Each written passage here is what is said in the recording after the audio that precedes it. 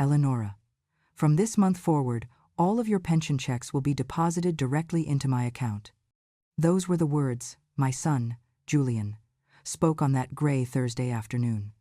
He stirred his coffee in my kitchen, the spoon clinking softly against the porcelain, as if he were merely commenting on the weather, as if he were doing me some profound favor, as if, at 64 years old, I had suddenly become incapable of managing the very money I had spent a lifetime earning.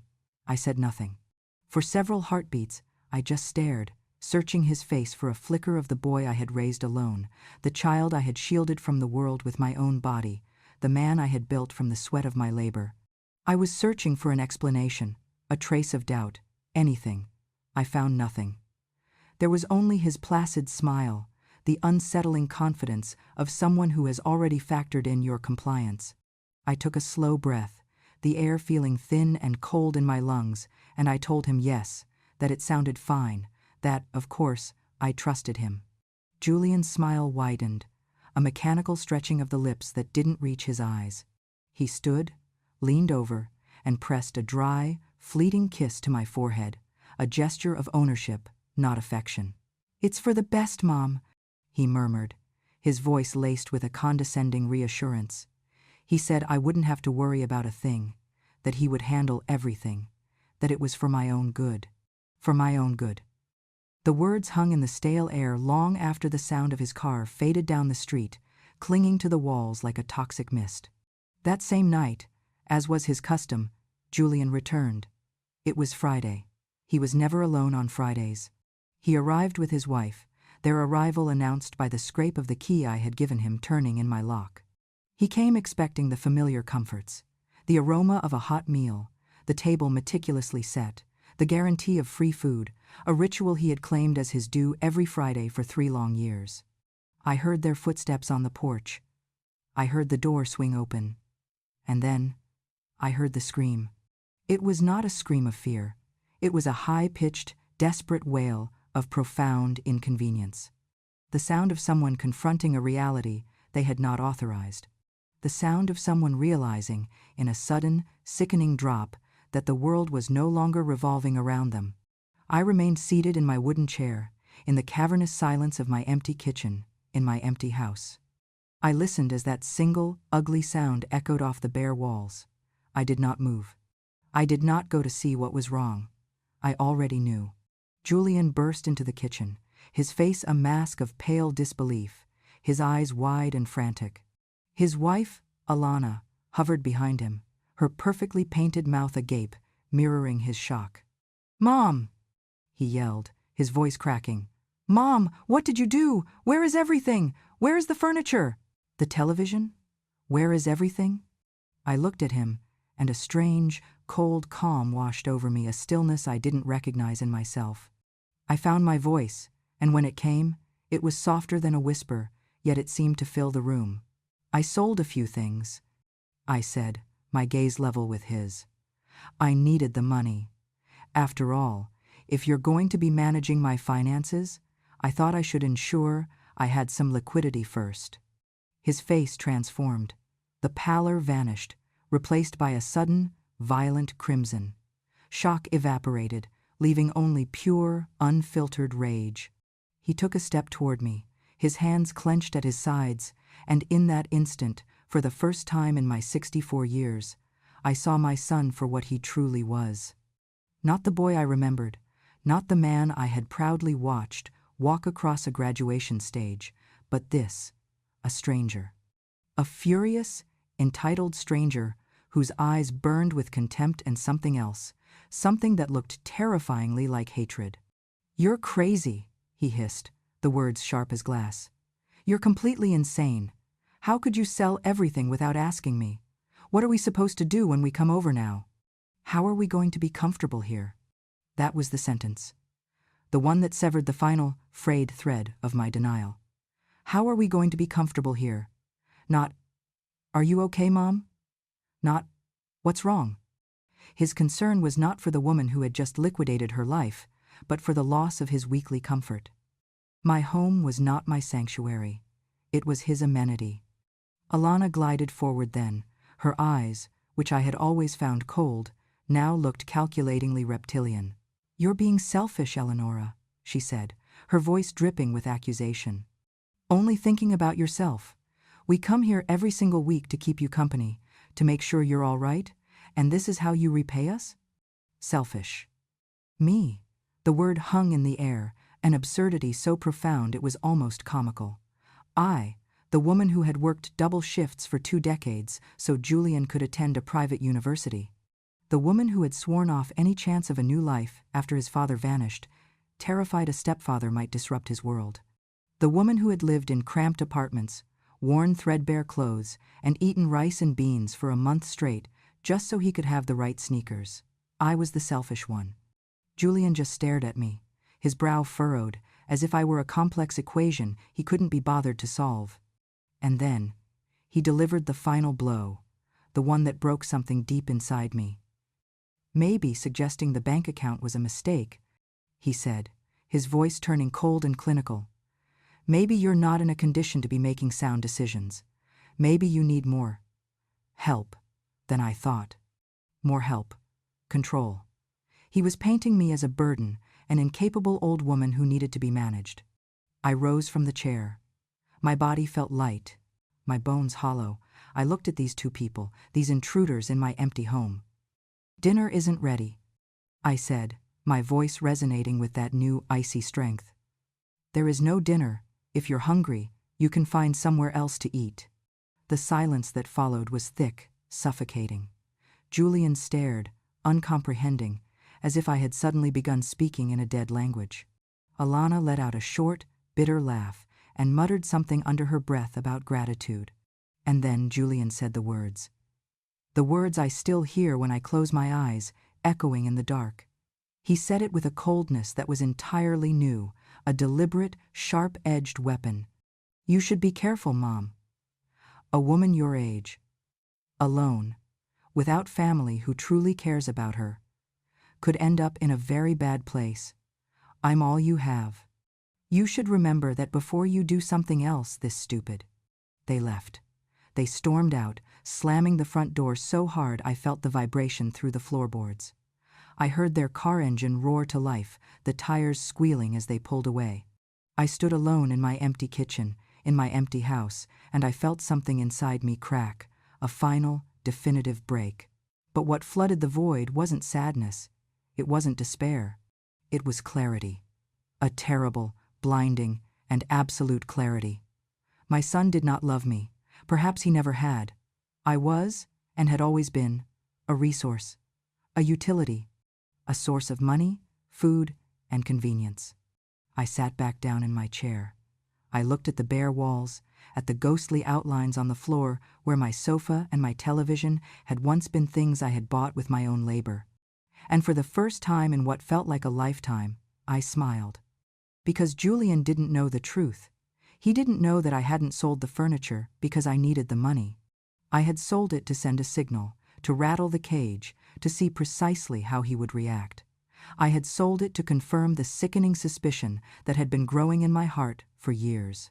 And he had reacted exactly as I knew he would. Not with concern, but with possession. Not with love, but with rage. That night, surrounded by the shadows of my stripped bare life, I made a decision. I would not scream. I would not cry. I would not beg for the love I now knew was an illusion. I was going to do something far more powerful. I was going to observe. I was going to wait.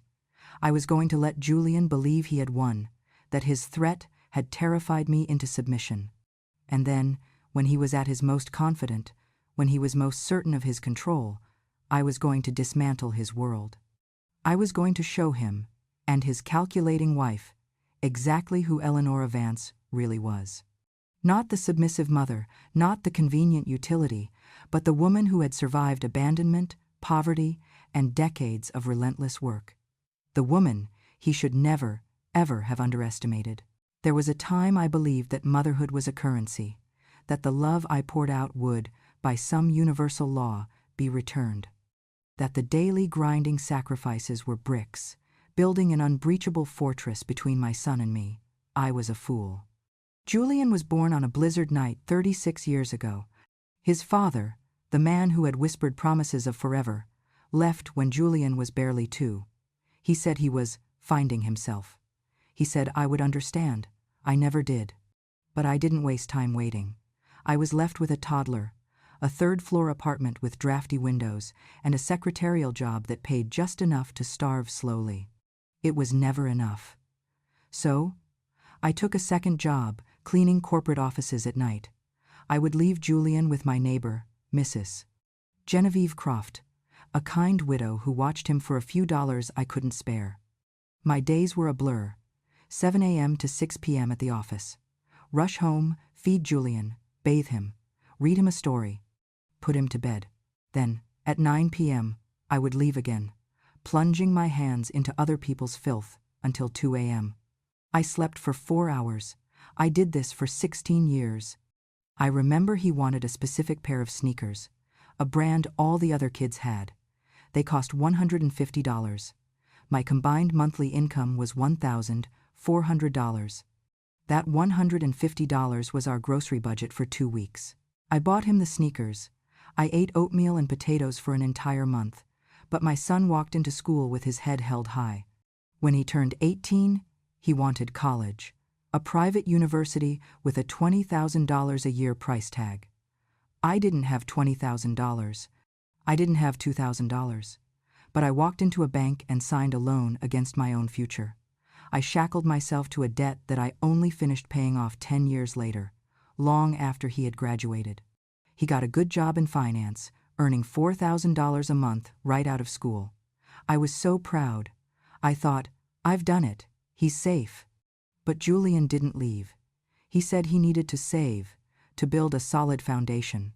My house was his house, I said. Stay as long as you need. He stayed for 5 more years. 5 years where I continued to work both jobs. 5 years where I paid the rent, the utilities, the food. 5 years where he saved every single penny of his salary, living entirely cost-free. When he finally moved out, it wasn't to a small apartment. It was to buy a $250,000 house in the suburbs. He paid cash. $250,000 in cash, saved while I clipped coupons. I told him I was proud. And I was. I thought I had done the right thing. I thought, now, maybe I can rest. Maybe I can drop the night job. It never happened. He married Alana 2 years later. The wedding cost $40,000. I sat at a table in the back, near the kitchen. Julian explained it was for important clients and networking. I smiled. I danced when I was told to. I went home alone, feeling a strange, hollow ache. After the wedding, the Friday night visits began. At first, I was thrilled. I thought he missed me. I would cook for days, his favorite dishes. But they never came to talk. They came to eat. They would arrive, sit, devour the food, check their phones, and leave, often within an hour. They never brought a thing. Not a bottle of wine, not a dessert, not $1 to help with the groceries. One night, after they left, I calculated the cost of the meal, $50. $50 I had to pull from my utility budget. I realized, with a cold sickness, that I had not become a mother again. I had become a free restaurant. The small cuts followed. When my car broke down, he was swamped at work. When my refrigerator began to die, he told me to just buy a new one, as if I had $800 lying around. The deepest cut was my 60th birthday. He arrived 2 hours late. No gift, no card. He ate a piece of the cake I had been forced to buy for myself and left 20 minutes later.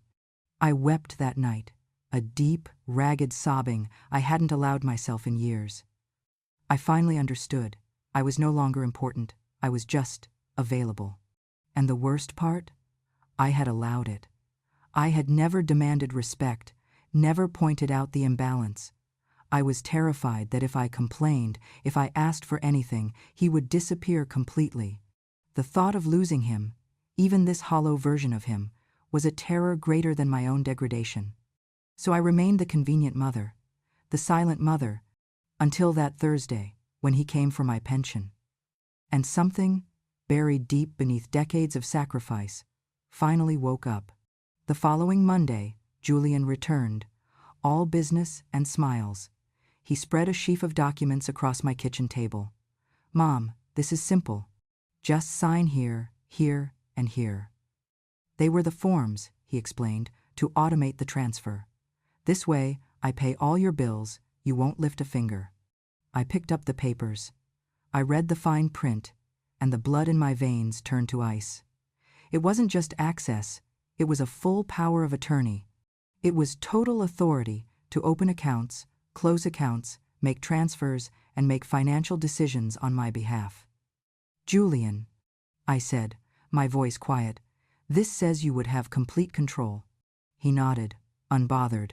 "Yes, it's just easier that way. For practicality?" "Practicality. For whom?" I held the pen he offered me. I was so close to signing. It was the motion I had practiced my entire life. Trust, release, give. But then I saw his face from Friday night. The fury, the threat. A woman your age could end up in a very bad place. I put the pen down. "You know, dear, give me a few days. I just want to read it all carefully, to be sure." A flash of irritation, so fast I almost missed it, crossed his features before the smile snapped back into place. "Mom, there's nothing to read. But fine. Take your days." He left the papers, a confident marker of his eventual victory. That night, I didn't sleep. The next morning, I was at the bank when it opened. I asked the teller for my last 6 months of statements. She printed the pages. I checked them, line by line. And then I saw it. A withdrawal. $1,500. 3 months ago, I had never withdrawn $1,500. I asked the teller for details. She checked. It was withdrawn from a branch on the other side of the city, with my debit card. But my card was in my purse. It had always been in my purse. Except for one time. I remembered. 3 months ago, Julian had stopped by unannounced. I was in the shower. I'd yelled for him to come in. When I got out, he was waiting in the living room. My purse was on the coffee table. I had left to make coffee, leaving him alone with it for 5 minutes. I felt the bile rise in my throat. It could only mean one thing. He had taken my card, gone to an ATM, and put it back. He had stolen from me. I left the bank, the world tilting. But I didn't file a claim. Not yet. I needed to know the depth of the rot. I went home and pulled out the old shoebox from my closet, the one filled with old statements, medical bills, insurance papers, and I found it. 2 years ago, when I was hospitalized with pneumonia, someone had used my health insurance for a series of consultations I had never attended. Consultations that had maxed out my annual coverage, forcing me to pay for my own medications out of pocket. Then I found something else. A credit card statement, in my name, for a card I never applied for.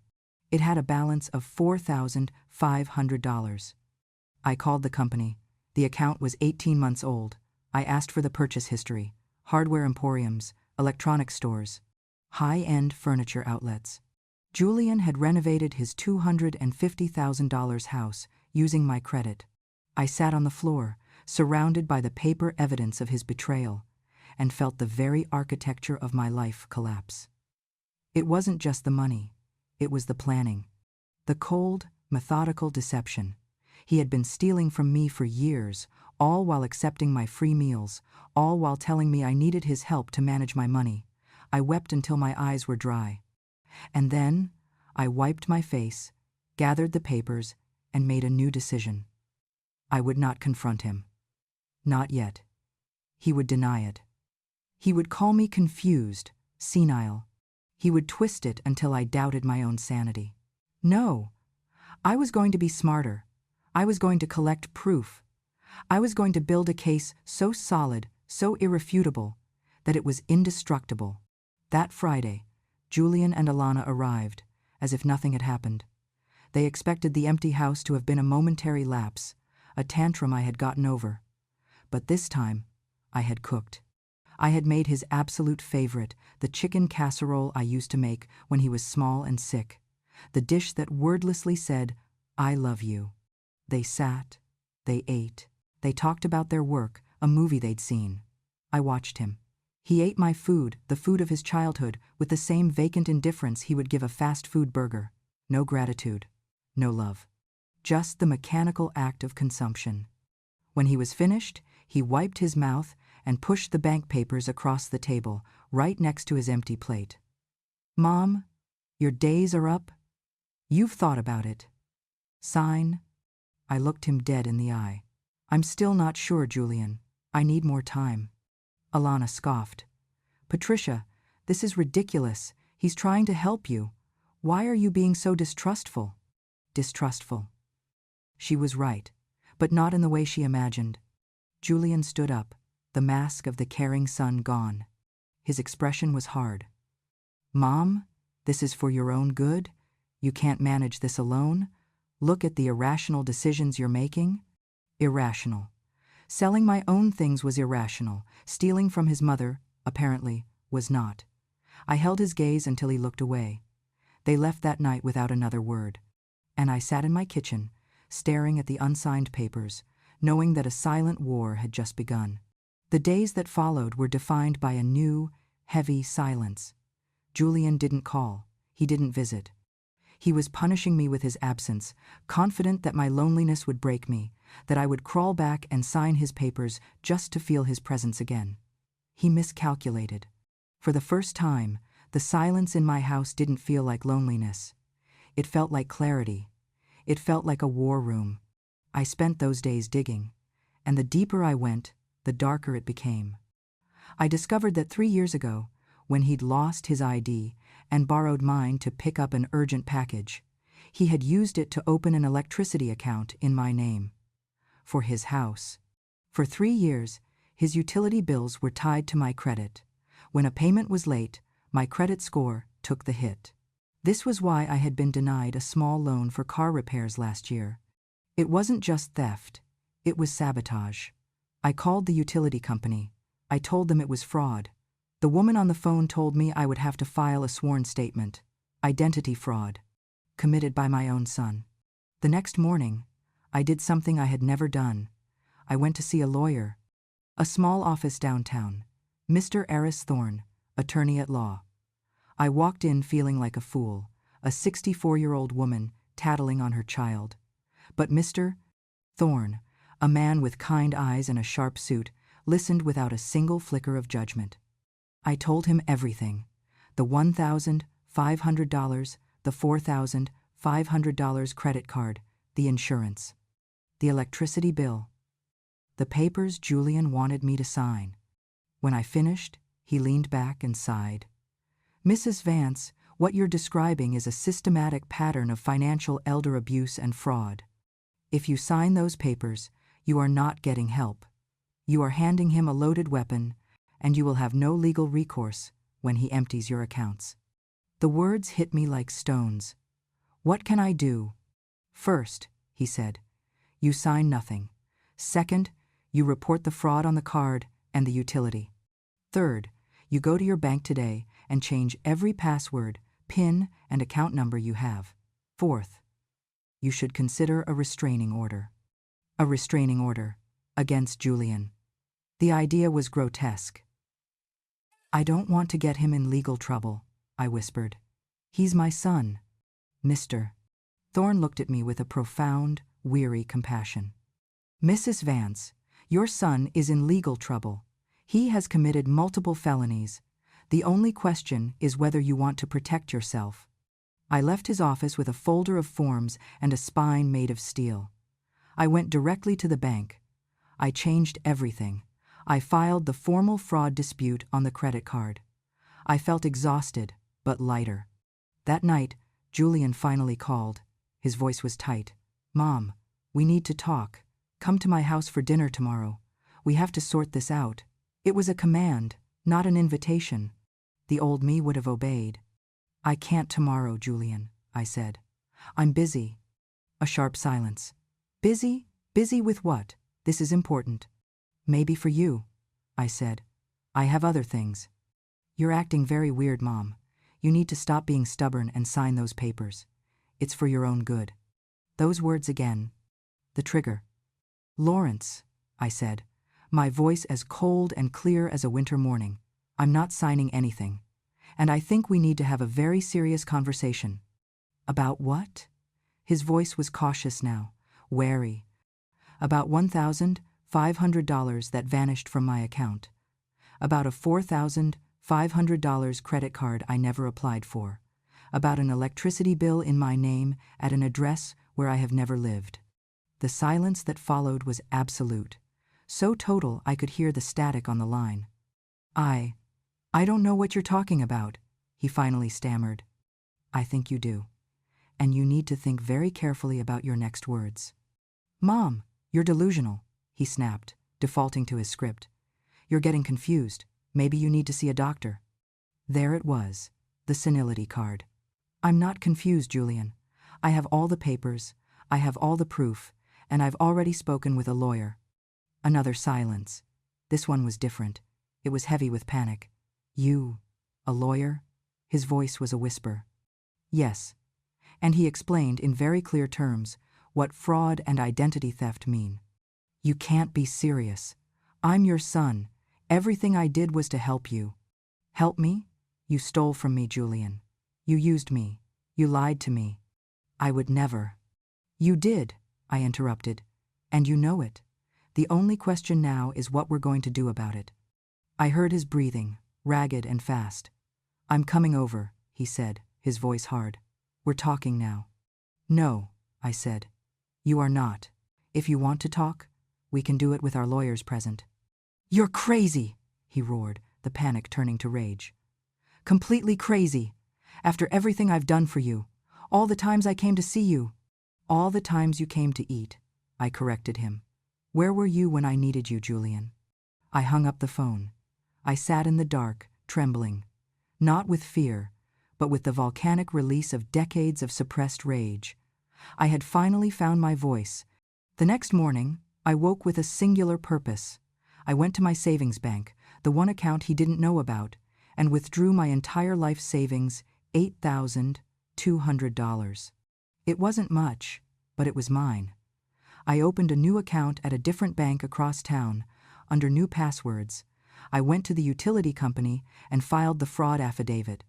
I went to the credit bureau and filed a dispute on a $7,000 personal loan I found had also been taken out in my name 2 years prior. Then, I went to my neighbor, Mrs. Genevieve Croft. I told her everything. She listened, her face grim, and then took my hand. I knew it, Eleonora. I saw how they treated you, like a servant. I need a favor, I said. I need you to be my witness. If he comes here, if he tries to say I'm senile, I need you to confirm that I am not. Of course, she said, and I'll do you one better. She went to her desk and came back with a key. My door is open. If you ever feel unsafe, you come straight here. I gave her a sealed envelope containing copies of all my proof and Mr. Thorne's card, with instructions to open it if anything happened to me. I was prepared. I was ready. On Wednesday, they came. I saw their car pull up. I heard the insistent, angry ringing of my doorbell. I opened the door, but blocked the threshold with my body. We need to talk, Julian said. He tried to push past me. We can talk right here, I said. This is ridiculous, Patricia, Alana sneered. Stop acting like we're enemies. You're not enemies, I said, my voice flat. Enemies are honest. You're thieves who hide behind smiles. Julian's face went purple. How dare you? After everything I've done. I have the records, Julian. I cut him off. I have the proof. I know exactly how much you've stolen. I know about the cards, the loans, the utilities. I know everything. You have 2 options. You repay every single cent, or I go to the police and file criminal charges for fraud. You wouldn't, his wife whispered, her face pale. He's your son. That's what makes it unforgivable, I said. Julian finally exploded. It wasn't a defense, it was a diatribe. You owe me, he screamed, spittle flying from his lips. I grew up without a father because of you. I watched you work yourself to death. That was your fault. You chose to have me. I didn't ask to be born. His words landed like physical blows, but they didn't hurt. I saw them for what they were, the hollow justifications of a cornered animal, trying to shift the blame for its own savagery. "You're right, Julian," I said softly. "I chose to have you, and for 36 years I gave you everything. That didn't give you the right to steal from me." "I didn't steal. I just took what was owed to me." "Nothing was owed to you." Alana grabbed his arm. "Let's go, Julian. It's not worth it. She's lost her mind." They left, stumbling down the stairs. I closed the door, and the click of the lock was the loudest sound I had ever heard. The days that followed were defined by a new kind of warfare. Julian, having failed to intimidate me in private, took his campaign public. He began posting on his social media. Vague, mournful posts about family challenges and the pain of being misunderstood. Then they escalated. A photo of him and Alana at a lavish restaurant, celebrating the release of toxic energies and surrounding ourselves only with people who bring value. I was the toxic energy. Another photo of him at the gym, with a long caption about investing in oneself before helping others, ironic, given he'd used my fraudulent credit card to pay for that gym. The comments were a flood of sympathy. "So brave. Setting boundaries is hard. We support you." The final, devastating betrayal came on a Friday, the night he would have been at my table. He posted an old photo of us. I was holding him as a toddler, both of us smiling. The caption was a masterpiece of manipulation. He wrote about how sometimes the people you love most are the ones who hurt you. About how he had learned that love does not mean tolerating abusive behavior. About his difficult decision to distance himself from a toxic family relationship for his own mental health. He had taken our story, my sacrifice, and inverted it. He cast himself as the victim and me as the monster. He wasn't just stealing my money, he was stealing my entire history. I watched this digital theater, this public execution of my character, and I felt not anger, but a chilling resolve. He was playing a game he thought he could win, because he thought I would be shamed into silence. I went back to Mr. Thorne. The bank investigations had finished. The total, including the loans, cards, and cash, was over $22,000.